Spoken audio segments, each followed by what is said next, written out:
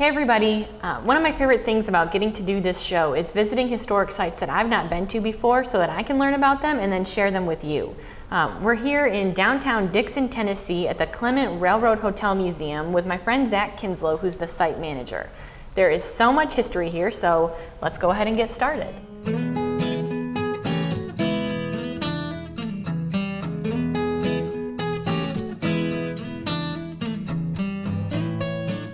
Zach, can you tell us a little bit about when this building was built and what it was built for? Right, so this building we're currently in right now was the old Halbrook Hotel. It was first constructed in 1912 by Mr. J.T. Halbrook. It was originally from Hickman County, Tennessee. In 1899 he moved to Dickson, saw a lot of potential in the area. He bought this property, built this building to be a railroad hotel, and it opened its doors in 1913, and it was an active railroad hotel up until 1954.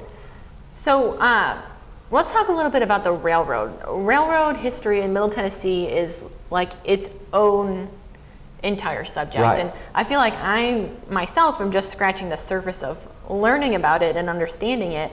So can you tell us a little bit about the railroad here in Dickson?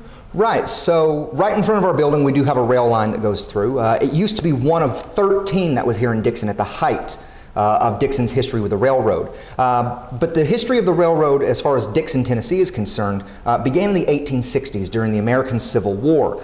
As the Union came into Confederate Tennessee, captured Nashville, General Ulysses S. Grant ordered that a military railroad was to be built between the Tennessee River and Nashville. That way the Union troops coming down at Fort Donelson would be able to get to Nashville and then be dispersed throughout the South from the rail lines there. It was constructed by the United States Colored Infantry in the 1860s, and Dickson was built up around that. Like I said, at the height we had 13 rail lines that could service over 28 trains a day. Wow. So there's one right across, there's a passenger depot right across the street. So this was built as a hotel to serve passengers getting off the train right across the street, right? Right. A little bit more than that though. It was predominantly to service people working for the railroad. Like I said, we are a railroad hotel, so we were built specifically to service the rail line.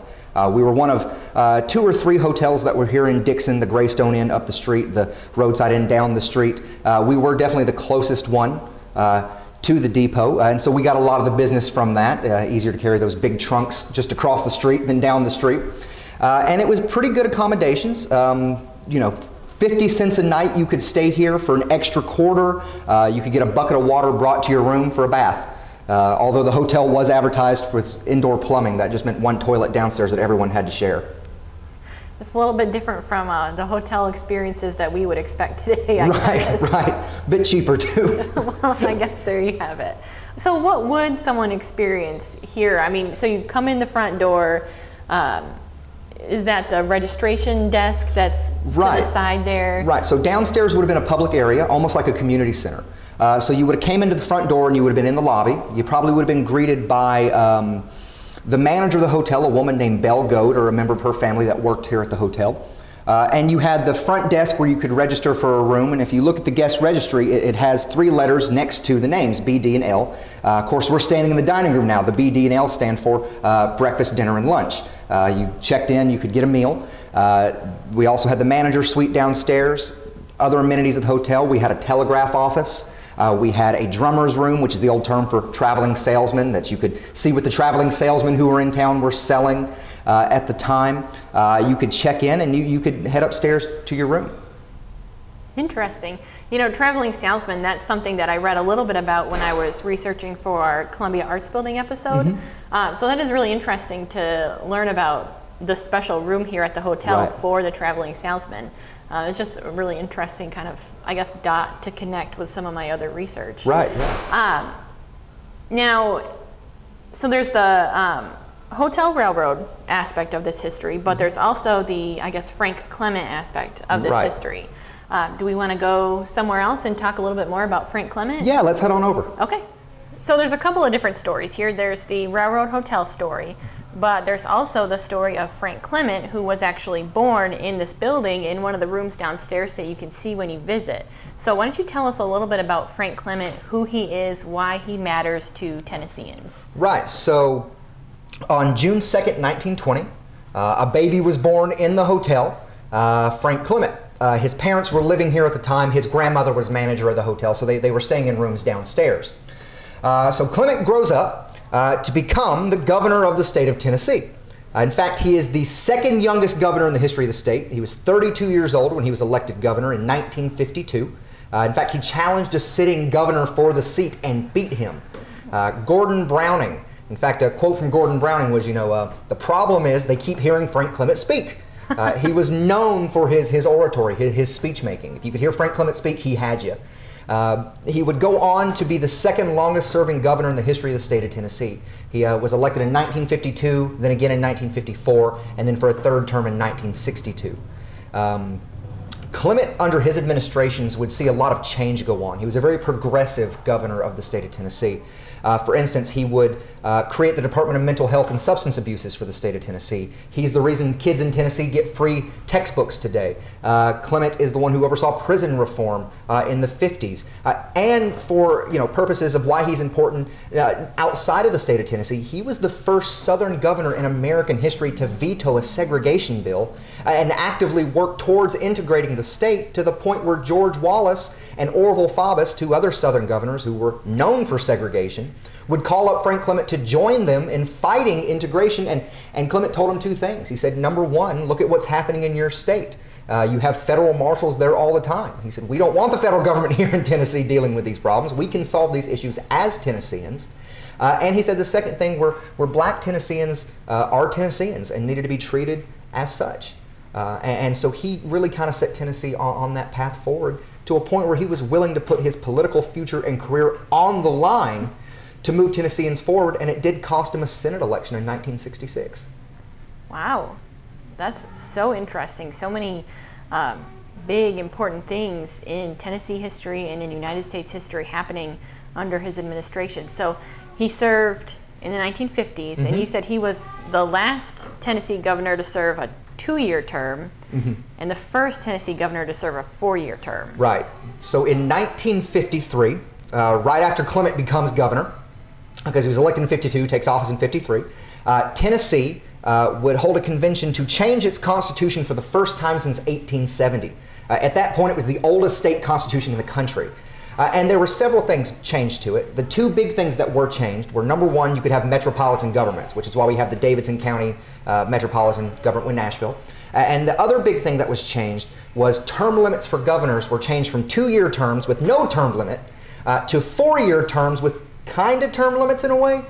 Tennessee governor terms are weird. You can serve no more than 2 consecutive terms consecutively, which means you can serve 2 terms as governor, but then you have to take a break, and then you can serve 2 more terms as governor. Oh. Which is why Clement takes a break between elections, because he's elected in 52, has to run for re-election in 54, serve the first 4-year term, but then he is constitutionally ineligible for serving that 3rd term consecutively.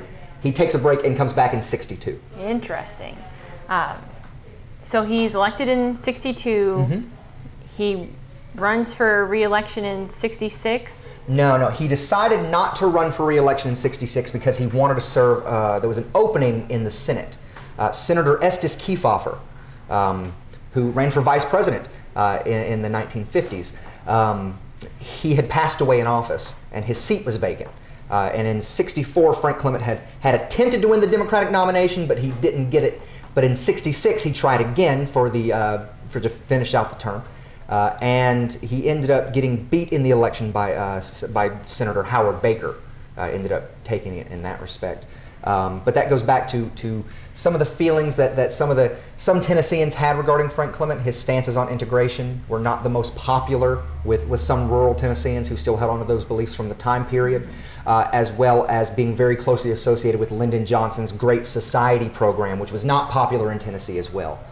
So, like I said, a lot of what Clement did, he would put his political career on the line to move Tennessee forward. In fact, he would tell his son several times, U.S. Congressman Bob Clement, that sometimes the most unpopular decision you make is going to be the most popular one you ever decided to do. Huh. Interesting. Do you want to tell us a little bit about what's behind us? Right. So we actually have 4 rooms in this museum dedicated to Frank Clement. Downstairs we have the room he was born in. Up here across the hall we have talk about him as a person, growing up. The room over here is his office, as it would have been set up at the Tennessee State Capitol building. His desk, his chair, his books, his pens, his trophy from when he won his oration speeches, his speech competitions when he was in high school, even that's the 5 millionth phone created by Southern Bell, which became Bell South, which was bought out by AT&T, placed in Governor Clement's office in 1956. And on the desk as well is a report on the problems caused by the school segregation cases brought up by the United States Supreme Court, which was given to him by segregationists trying to get him to keep segregation in Tennessee. Of course, we know Frank Clement wouldn't go for that. He would reject it and push Tennessee forward on that right path. Very interesting. Well, I have a few more just general questions about the museum. Yeah. Maybe we could go downstairs to the registration desk and talk about those. Yeah, let's go. So now, after the hotel closes, Frank Clement's parents come back and purchase this building and then operate it as a museum. Right. To him. Right, exactly. So the hotel closes in 1954. Then it's converted to some business space. And then Governor Clement actually tragically dies in a car crash November 4th, 1969. He had announced that he was going to get ready to run for a fourth term and become Tennessee's longest serving governor, which it was a good chance he would have won the election. On the way home from making that announcement, he swerved into the other lane, hit a car head on, and he was killed instantly. In 1972, Maybelle and Robert Clement, his parents, come back to this building. They purchase the property. They end up living upstairs, and they convert the downstairs to be a museum to their son Frank. So interesting. Well, I have had a great time here. Like I said, I've never been here before. It wasn't even, I guess, on my radar, so I'm glad that you reached out and said, yeah. Hey, we need to talk about this. Highly, highly recommend people come visit. There's so much to learn here. The railroad story, the Frank Clement story. Definitely check out the model railroad that is upstairs. Oh, it's fantastic. Which is operated by the Dickson Model Railroad Club. Okay. Operates and maintains it daily. Highly recommend that. That is such a cool experience. I think kids probably love it. Oh, yeah. Well, all right. Thanks so much, Zach, for taking the time today. All right. Thank you for coming in. Hey everybody, I had a great time in downtown Dickson at the Clement Railroad Hotel Museum.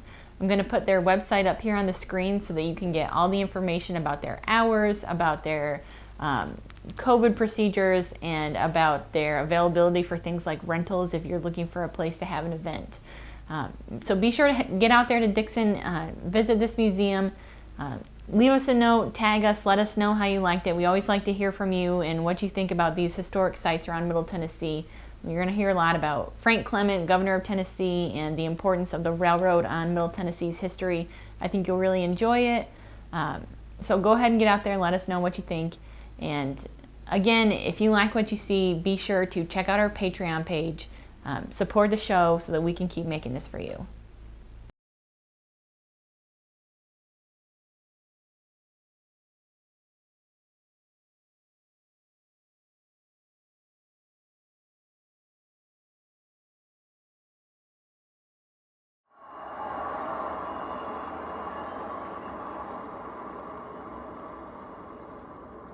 From these halls in Chicago shall go forth sometime this week the candidates of competence and conscience who shall become the next president and the next vice president of the United States of America.